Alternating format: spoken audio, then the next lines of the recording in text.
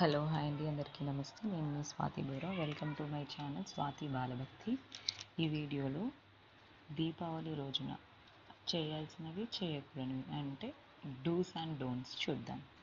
డూస్కి వచ్చేసి లక్ష్మీదేవి పూజ సమయాన్ని సరిగ్గా తెలుసుకొని చేయాలి అండి. అంటే పంచాంగం ప్రకారం చేయండి. దీపాలు దక్షిణ దిశలో పెట్టవద్దు. ఉత్తరం లేదా తూర్పు దిశలలో పెట్టడం శుభం. శుభ్రమైన వస్త్రాలు ధరించండి. పూజకు పసుపు లేదా తెల్ల రంగు ఉత్తమం. ఇంటిని శుభ్రం చేసి అలంకరించండి. దీపాల పంక్తులు రంగోలి వేసి అందంగా చేయండి. పర్యావరణ స్నేహపూర్వక పటాకులు మాత్రమే ఉపయోగించండి. ప్రసాదం, నైవేద్యం స్వయంగా తయారు చేయండి. లడ్డు, పులిహోర, పాయసం వంటివి నివేదించవచ్చు.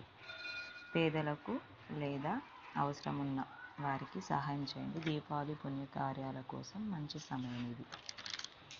చేయకూడనివి డోంట్స్: పటాకులు చేతుల్లో పెట్టి వెలిగించవద్దు. నేలపై పెట్టి వెలిగించాలి. నీరు, ఇసుక దగ్గర ఉంచకుండా పటాకులు కాల్చవద్దు.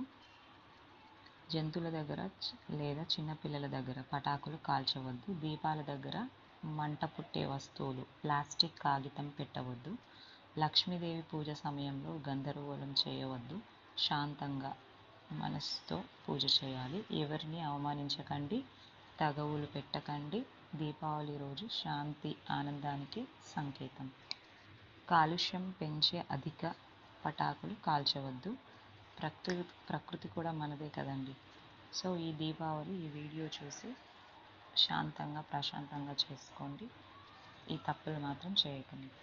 వీడియో కనుక నచ్చినట్లయితే please subscribe to my channel and share my videos.